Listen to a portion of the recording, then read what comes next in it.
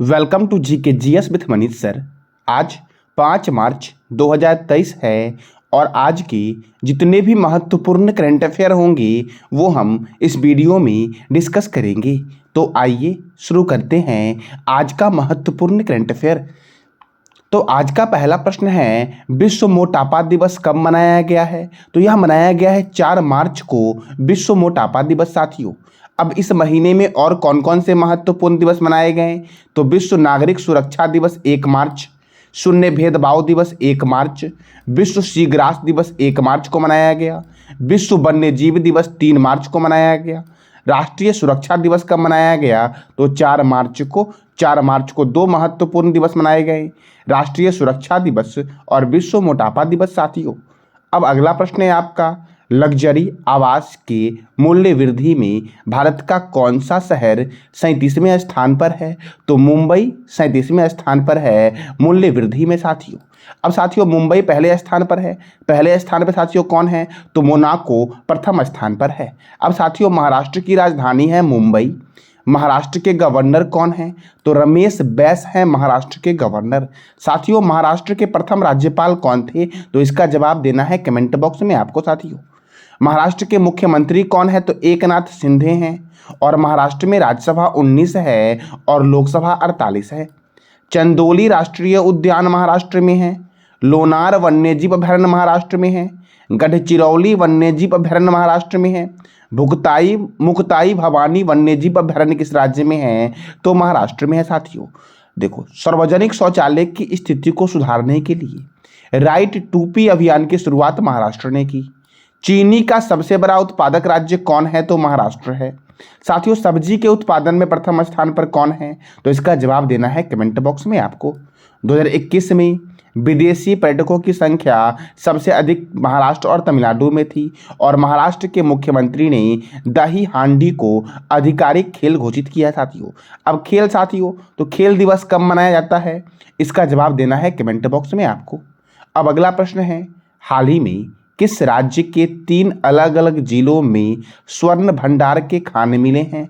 तो ओडिशा के 3 अलग अलग जिले, जो जिलों का नाम है देवगढ़, क्योंझर और मयूरभंज, ये 3 डिस्ट्रिक्टों में साथियों स्वर्ण भंडार मिले हैं। साथियों, और यह किस राज्य के जिले हैं? तो ओडिशा के जिले हैं। तो ओडिशा के मुख्यमंत्री कौन हैं? तो ओडिशा के मुख्यमंत्री हैं नवीन पटनायक।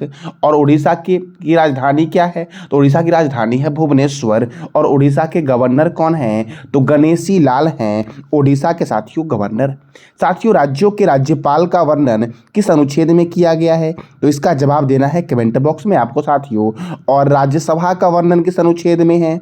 लोकसभा का वर्णन किस अनुच्छेद में है? तो इसका जवाब देना है साथियों कमेंट बॉक्स में। साथियों, एक राज्यपाल जो होता है वह 2 या 2 से अधिक जगह का राज्यपाल बन सकता है। यह 7वां संविधान संशोधन हुआ था और यह कब हुआ था? 1956।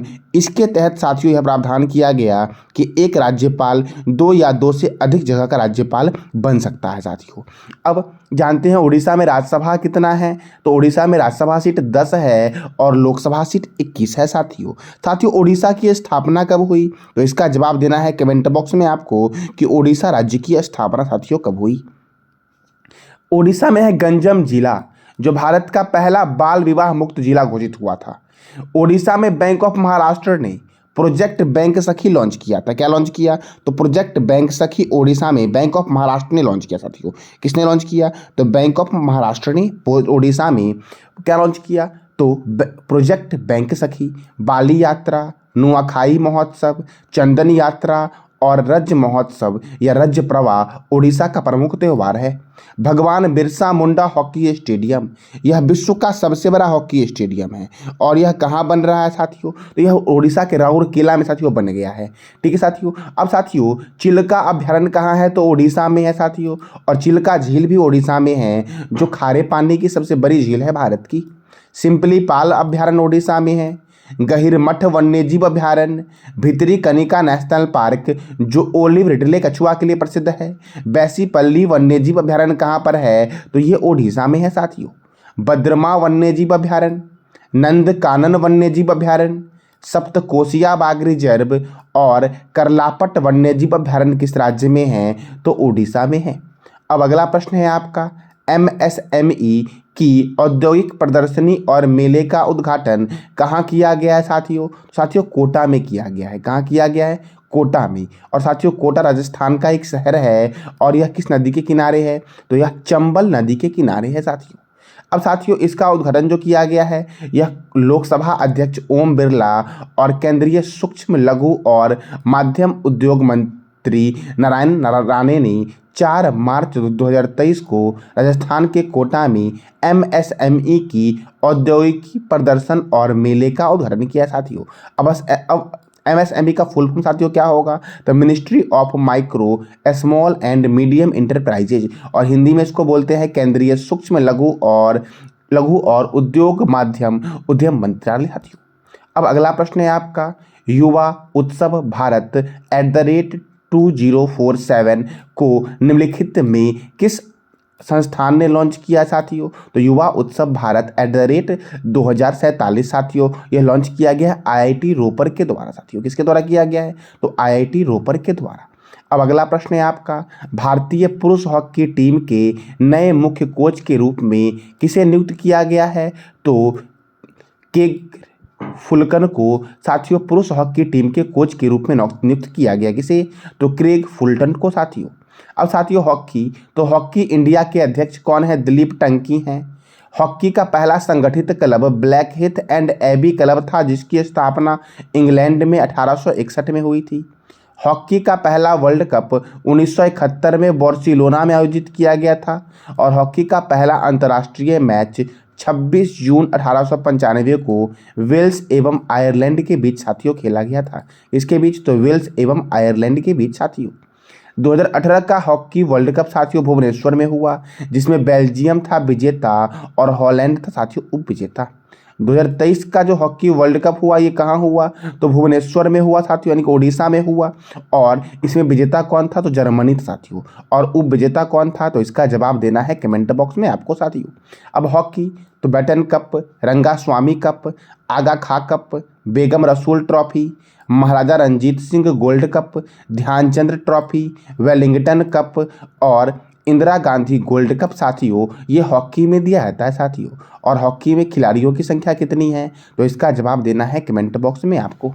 अब अगला प्रश्न है आपका, भारत ने दुनिया का पहला बांस बैरियर स्थापित किया है तो यह कहाँ स्थापित किया गया साथियों? तो यह विदर्भ में किया गया है। कहाँ किया गया है?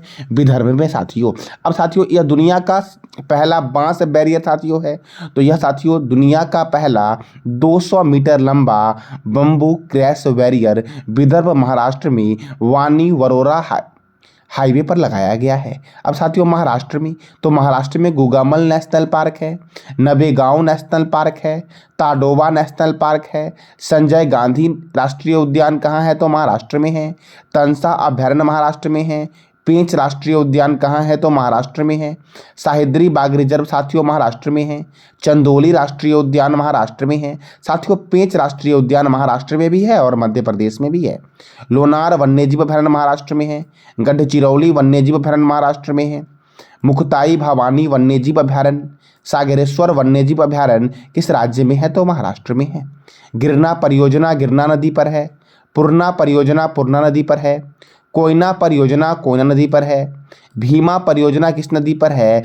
तो भीमा परियोजना है पवना रिवर पर और ये सारी परियोजनाएं महाराष्ट्र में हैं। जयकवारी परियोजना गोदावरी नदी पर बना हुआ है, तारापुर आणविक पावर संयंत्र महाराष्ट्र के तारापुर में है, तिरोरा थर्मल पावर संयंत्र महाराष्ट्र में है, अमरावती थर्मल विद्युत संयंत्र महाराष्ट्र में है। क्षेत्रफल की दृष्टि से सबसे छोटा बाघ रिजर्व कौन सा है? तो पेंच बाघ रिजर्व जो महाराष्ट्र और मध्य प्रदेश की सीमा पर स्थित है। और अगर आपसे पूछे कि क्षेत्रफल की दृष्टि से सबसे बड़ा बाघ रिजर्व कौन सा है? तो नागार्जुन श्रीशैलम बाघ रिजर्व जो आंध्र प्रदेश में है साथियों। और आंध्र प्रदेश का उपनाम क्या है? तो अंडों की टोकरी के नाम से जानते हैं आंध्र प्रदेश को साथियों। और साथियों आंध्र प्रदेश में साथियों तंबाकू अनुसंधान संस्थान है तो यह आंध्र प्रदेश के किस शहर में है? तो इसका जवाब देना है कमेंट बॉक्स में आपको।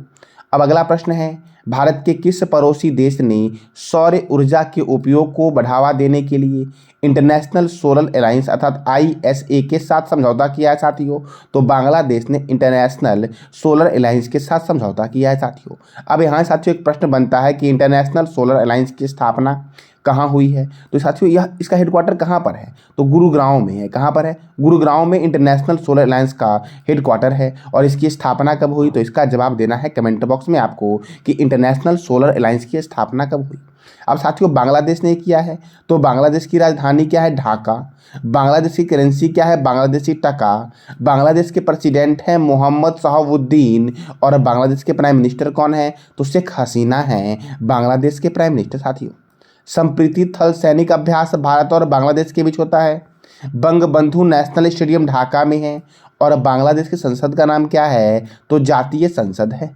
साथियों थल सेना, तो भारत में थल सेना दिवस कब मनाया जाता है? इसका जवाब देना है कमेंट बॉक्स में आपको।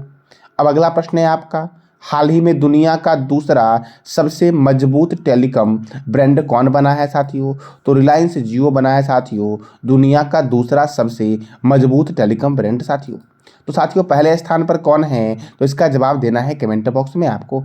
अब अगला प्रश्न है आपका, हाल ही में बाल यौन शोषण सामग्री पर राष्ट्रीय सम्मेलन का आयोजन कहाँ किया गया है? साथियों तो नई दिल्ली में किया गया है। साथियों कहाँ किया गया है? नई दिल्ली में। अब नई दिल्ली में किया गया साथियों तो केंद्रीय रिजर्व पुलिस बल जिसकी स्थापना 1939 में हुई थी, इसका हेडक्वार्टर नई दिल्ली में है। राष्ट्रीय क्रेडिट कोर अर्थात एनसीसी की स्थापना 1948 में हुई। भारत तिब्बत सीमा पुलिस अर्थात आईटीबी की स्थापना 1962 में हुई। सीमा सुरक्षा बल अर्थात बीएसएफ की स्थापना 1965 में हुई। राष्ट्रीय सुरक्षा गार्ड अर्थात एनएसजी की स्थापना 1984 में हुई। केंद्रीय औद्योगिक सुरक्षा बल की स्थापना 1969 में हुई, सीआईएसएफ। साथियों और हुमायूं का मकबरा का निर्माण किसने करवाया? तो हाजी बेगम ने करवाया। सफदरगंज का मकबरा का निर्माण शुजाउद्दौला ने करवाया। खिरकी मस्जिद का निर्माण गयासुद्दीन तुगलक ने करवाया। हुमायूं का मकबरा कुतुब मीनार को 1993 में और लाल किला को 2007 में यूनेस्को के विश्व विरासत स्थल की सूची में शामिल किया गया। साथियों तो यूनेस्को के वर्ल्ड हेरिटेज साथियों शामिल किया गया। तो यूनेस्को के बारे में मैंने साथियों आपको कई बार बताया है, तो आज आपको बताना है यूनेस्को का हेडक्वार्टर कहाँ है, यूनेस्को की स्थापना कब हुई, यूनेस्को के चेयरमैन कौन हैं, और यूनेस्को साथियों इसका फुल फॉर्म क्या होगा। तो ये सारे प्रश्नों का जवाब देना है आपको कमेंट बॉक्स में। अब साथियों आगे देखते हैं, तो भारतीय कृषि अनुसंधान संस्थान, भारतीय मौसम विज्ञान संस्थान, राष्ट्रीय प्रतिरोधक विज्ञान संस्थान, अखिल भारतीय आयुर्विज्ञान संस्थान, भारतीय राष्ट्रीय राजमार्ग प्राधिकरण, केंद्रीय सड़क अनुसंधान संस्थान और केंद्रीय ट्रैक्टर संस्थान का हेडक्वार्टर कहाँ पर है? तो नई दिल्ली में है। DRDO defence research and development organisation का हेडक्वार्टर नई दिल्ली में है और इसकी स्थापना हुई 1 जनवरी 1958 को। डीआरडीओ का मोटो है strengths origin is in science. और डीआरडीओ के चेयरमैन कौन हैं? तो समीर वेंकटपति कामत डीआरडीओ के चेयरमैन हैं। किसान सम्मान सम्मेलन 2022 का आयोजन कहाँ हुआ? तो नई दिल्ली में हुआ किसान सम्मेलन 2022 का आयोजन। 14वां जनजातीय युवा आदान प्रदान कार्यक्रम का आयोजन कहाँ हुआ? तो नई दिल्ली में हुआ। गंगा उत्सव का आयोजन नई दिल्ली में हुआ और संस्कृत मंत्रालय ने स्वर धरोहर महोत्सव की शुरुआत नई दिल्ली में की। साथियों गंगा नदी, तो गंगा नदी साथियों कहाँ से निकलती है और यह कहाँ गिरती है? और गंगा नदी के किनारे महत्वपूर्ण बसे शहर का नाम आपको बताना है कमेंट बॉक्स में। तो ये था आज का आपका महत्वपूर्ण करंट अफेयर। कल मैंने साथियों आपसे 3 प्रश्न पूछा था। तो पहला प्रश्न था बोला टिनुबू किस देश के नए राष्ट्रपति बने हैं? तो इसका सही आंसर है नाइजीरिया। दूसरा प्रश्न था आपका हाल ही में हेकानी जखालू और सलहतु ओनोतो कुसु किस राज्य की पहली महिला विधायक बनी है? तो नागालैंड की बनी है। और एशिया के सबसे लंबी साइकिल रेस की शुरुआत कहाँ हुई है? तो जम्मू कश्मीर में हुई है और यह कन्याकुमारी में साथियों समापन इसका होगा। और आज का आपका प्रश्न है जिसका जवाब देना है कमेंट बॉक्स में, गांव गेम्स के चौथे संस्करण की मेजबानी कहाँ की जा रही है? दस्टलिक सैन्याभ्यास 2023 का आयोजन भारत और किस देश के मध्य आयोजित किया जा रहा है? और तीसरा प्रश्न आपका है एशियाई शतरंज महासंघ ने किसे प्लेयर ऑफ द ईयर पुरस्कार से सम्मानित किया है? तो इस तीनों प्रश्न का जवाब देना है कमेंट बॉक्स में साथियों आपको। और इस वीडियो का पीडीएफ टेलीग्राम पे मिलेगा जिसका लिंक वीडियो के डिस्क्रिप्शन बॉक्स में है। तो ये था आज का आपका महत्वपूर्ण करंट अफेयर। जानकारी अच्छी लगी तो लाइक करें, शेयर करें और सब्सक्राइब करें। धन्यवाद।